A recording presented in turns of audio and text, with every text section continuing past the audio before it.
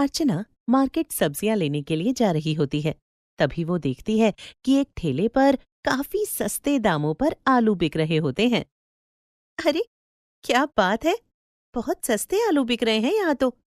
एक काम करती हूँ, 2 किलो आलू ले लेती हूँ, ताकि आराम से सर्दियों में आलू के पराठे और आलू मटर की सब्जियां बनाकर खाऊं। अर्चना तुरंत आलू के ठेले के पास जाती है और वहां से 2 किलो आलू खरीदकर अपने थैले में रख लेती है। और फिर अर्चना बाजार से बाकी की और भी अलग अलग सब्जियों को खरीद लेती है और फिर वापस अपने घर आ जाती है। घर आते ही अर्चना का बेटा सोनू अपनी माँ से कहता है। मम्मी, तुम मेरे लिए आज आलू के पकोड़े बनाओ ना। आज मेरे दोस्त अमन के घर पर आलू के पकोड़े बने हैं और मुझे भी आलू के पकोड़े खाने का बहुत मन कर रहा है। तो मम्मी, तुम मेरे लिए आलू के पकोड़े बनाओ ना। अरे सोनू, तुझे दिखाई नहीं देता क्या? मैं अभी ही मार्केट से घर आई हूँ और आते ही तूने मुझे ऑर्डर देना शुरू कर दिया।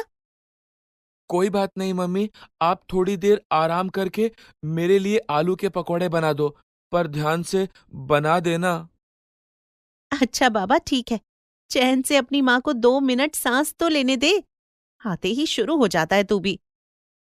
सोनू बार बार आलू के पकौड़े खाने की जिद कर रहा होता है। अर्चना आलू के पकौड़े बनाने के लिए रसोई में जाती है और थैले से आलू निकालती है। तभी अर्चना देखती है कि एक आलू बड़ा ही अद्भुत सा है।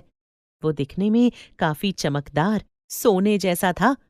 उस चमकदार सोने जैसे आलू को देखकर अर्चना थोड़ी हैरान हो जाती है। अरे, ये क्या है?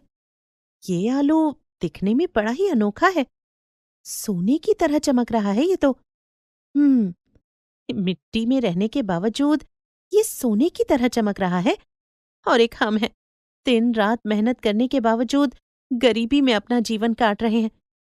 पर एक बात समझ में नहीं आई। जब मैं ठेले से आलू खरीद रही थी, तब तो मैंने इसे नहीं देखा। फिर ये अपने आप मेरे थैले में कैसे आ गया? उह, एक काम करती हूँ, इसे काट कर देखती हूँ कि ये अंदर से कैसा है।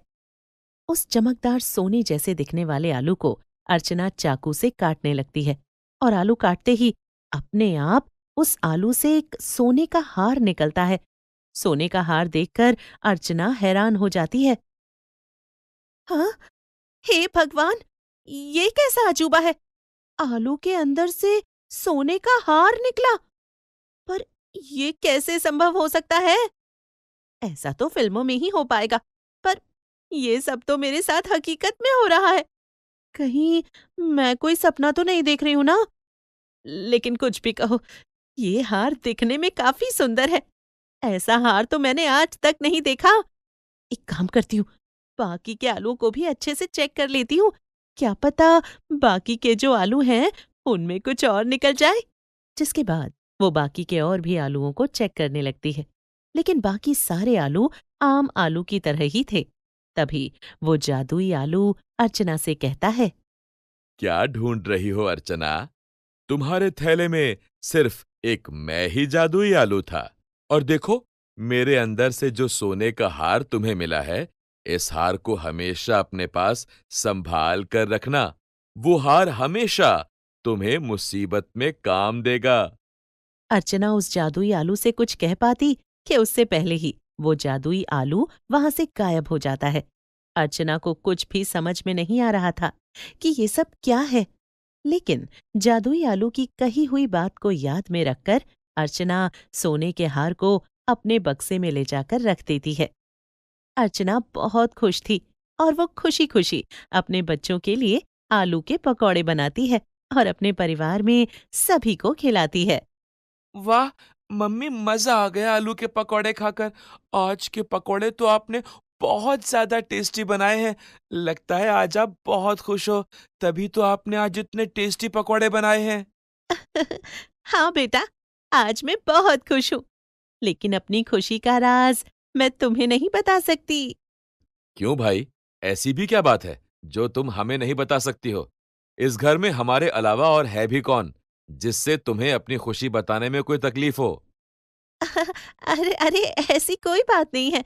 आप भी ना कुछ ज्यादा ही सोचने लगते हो।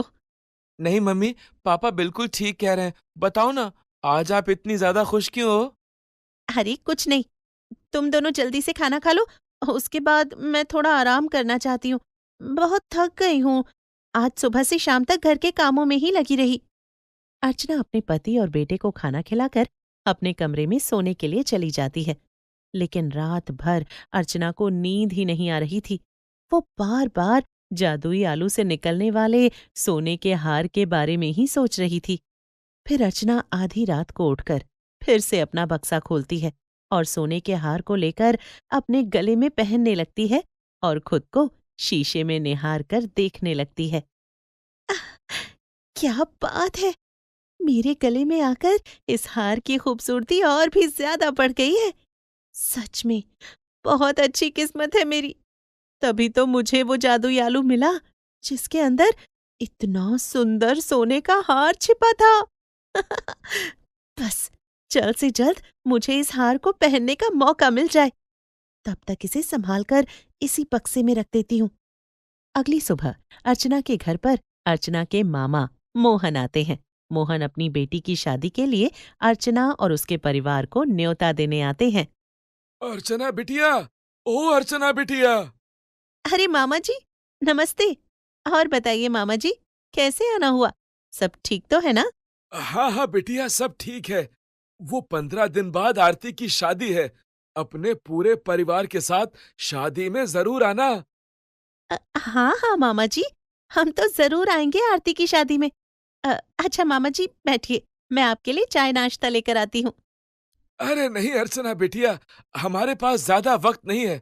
अरे अब शादी में ज्यादा दिन नहीं रह गए हैं, इसीलिए अभी बहुत सारे लोगों को शादी में आने का न्योता देना है। इसीलिए हमें अभी जाना होगा। हम कभी फुर्सत में आएंगे, आराम से खाना वाना खा कर जाएंगे।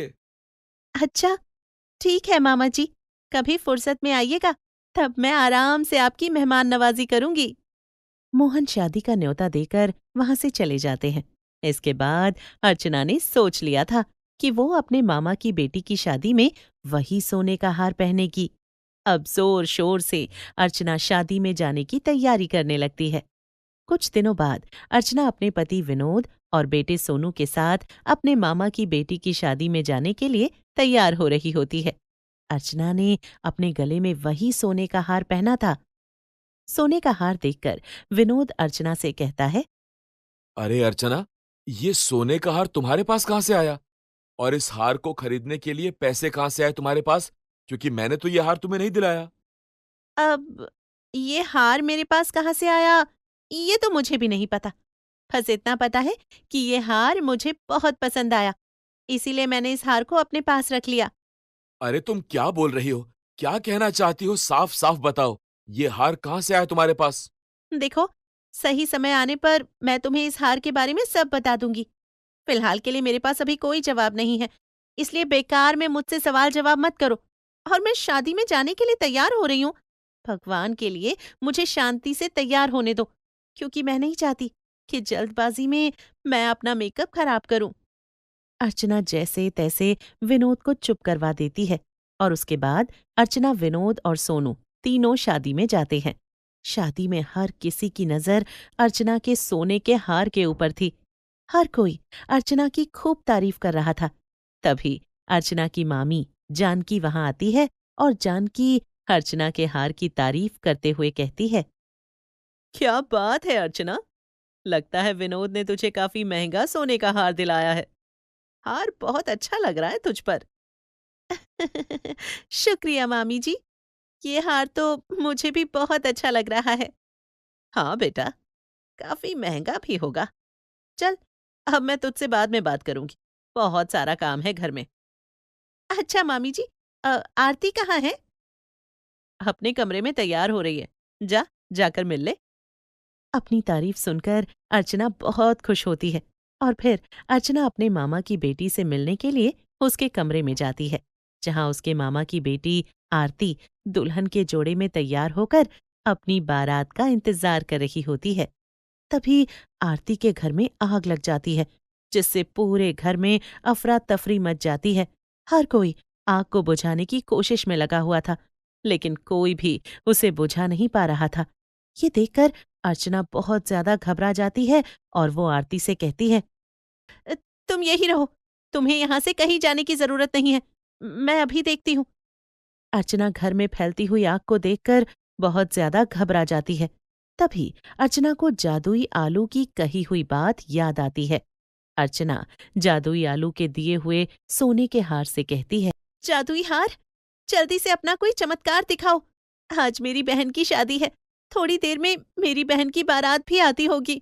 मेरे मामा और मामी की बहुत बेइज्जती हो जाएगी।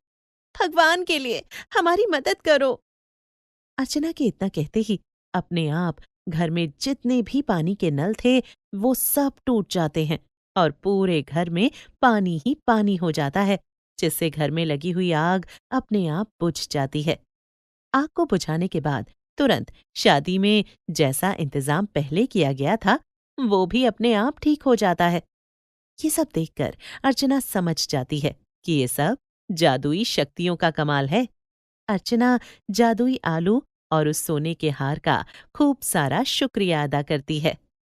हाँ, तुम्हारा बहुत बहुत शुक्रिया जादुई आलू और सोने के हार। आज तुम दोनों की वजह से मेरे मामा की इज्जत बच गई और अब मेरी बहन की धूमधाम से शादी हो पाएगी। मैं तुम्हारा ये एहसान जिंदगी भर नहीं भूलूंगी और मैं हमेशा अच्छे कामों के लिए ही इन जादुई शक्तियों का इस्तेमाल करूंगी। अर्चना जादुई आलू और सोने के हार के बारे में बात कर ही रही होती है कि तभी वहां पर विनोद और मोहन आ जाते हैं और उन दोनों को जादुई आलू की सच्चाई पता चल जाती है। अच्छा, तो अब समझ में आया मुझे कि तुम्हारे पास ये सोने का हार कहाँ से आया। वैसे कुछ भी कहो, तुम बहुत अच्छी हो अर्चना, क्योंकि तुम खुद से ज्यादा दूसरों के बारे में सोचती हो।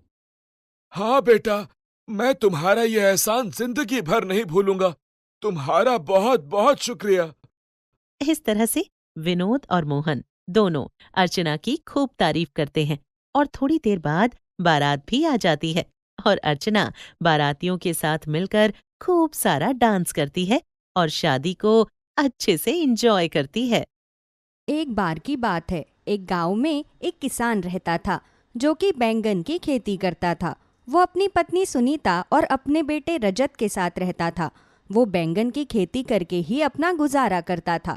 उसने बड़ी मेहनत से अपने बेटे रजत को पाल पोस कर बड़ा किया था। रजत भी पढ़ाई लिखाई में काफी अच्छा था। वो अपनी जिंदगी में बहुत कुछ करना चाहता था। रजत अच्छे से जानता था कि उसके पिता ने उसके लिए बहुत मेहनत की है। देखो रजत बेटा, जो किताबें तुमने मंगवाई थी मैं तुम्हारे लिए ले आया। थैंक यू पापा। अरे मेरे बच्चे, इसमें शुक्रिया कैसा, मैं तुम्हारा बाप हूँ। तुम्हें किसी भी चीज की जरूरत है तुम मुझे बेझिझक कह सकते हो। अगर तुम्हें कुछ और भी चाहिए तो मुझे बता देना, मैं ले आऊंगा तुम्हारे लिए। ठीक है पापा।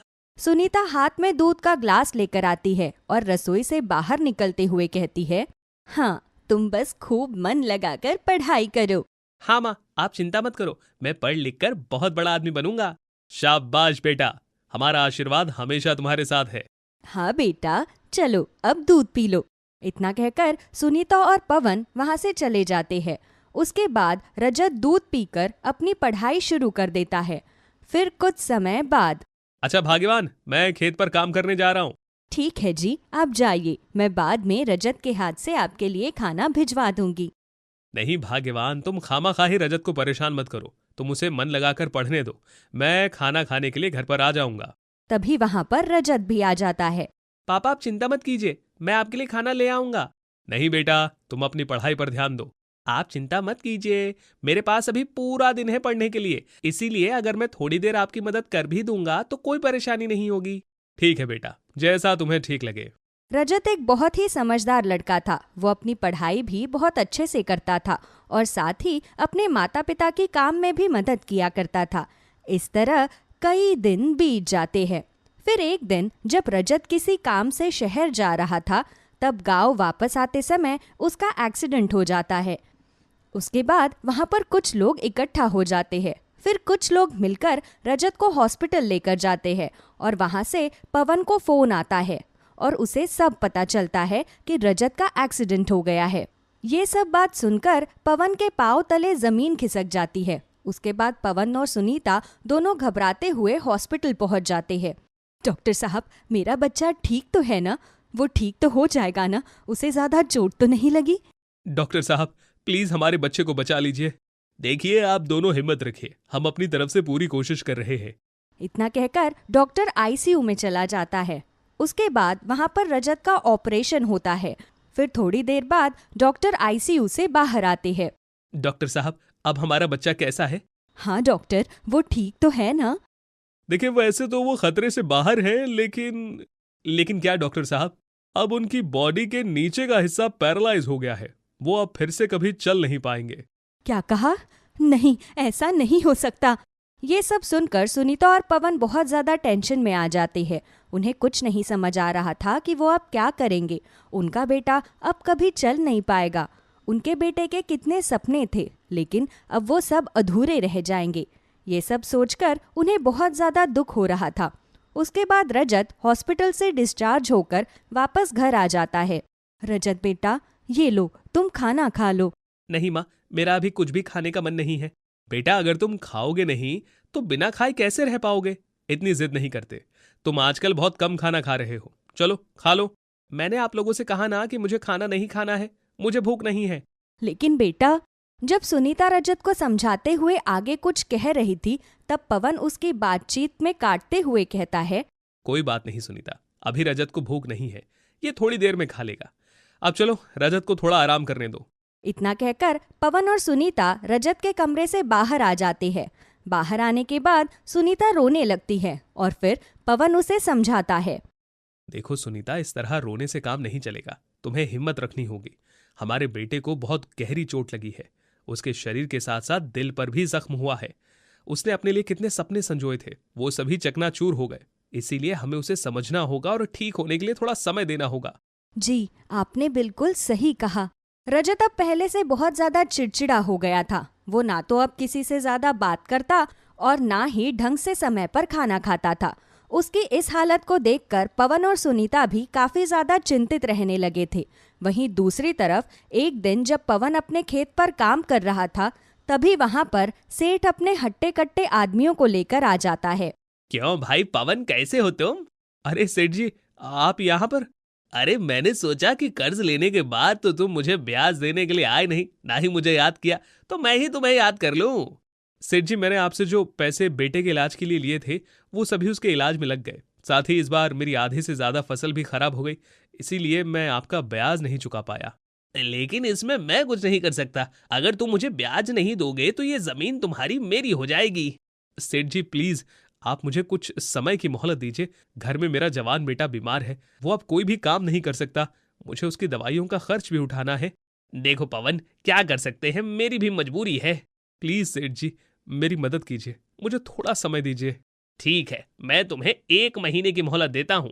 अगर तुमने मुझे टाइम पर ब्याज दे दिया तो मैं कुछ सोचूंगा, नहीं तो ये जमीन तुम्हारी, तुम्हें मुझे देनी होगी। सेठ जी प्लीज, ऐसा मत कीजिए, नहीं तो मैं उसके बाद क्या करूंगा।